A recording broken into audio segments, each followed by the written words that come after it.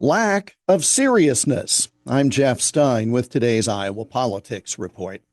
A report surfaced yesterday that new U.S. Attorney General Pam Bondi saw that there were still portraits of former President Joe Biden, former Vice President Kamala Harris, and former Attorney General Merrick Garland on the walls of a public area at the Department of Justice building.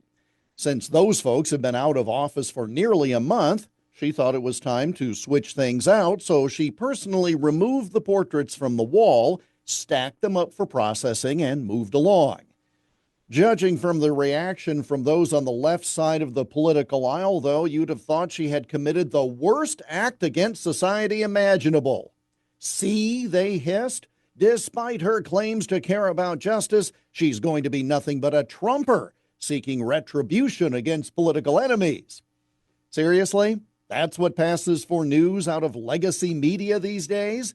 Yes, I am also giving it airtime here, but to mock the reporting, not criticize the action. Sure, the Attorney General could have seen the portraits and asked someone to take them down, but apparently none of the permanent staff had thought enough to do it.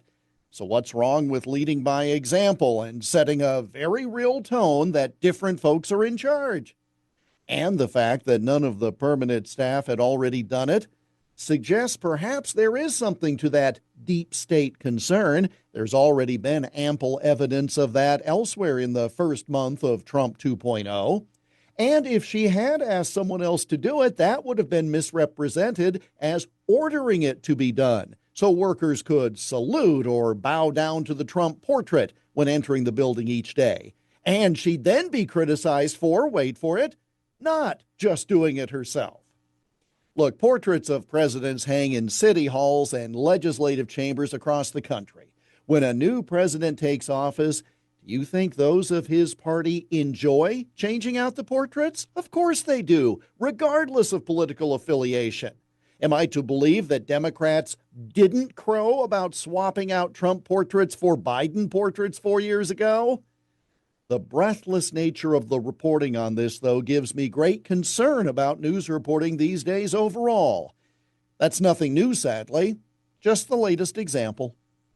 And that's the Iowa Politics Report for Thursday, February 13th. On Twitter, Instagram, Getter, Threads, and Truth Social at Iowa Politics. I'm Jeff Stein on News Talk 1540, KXEL.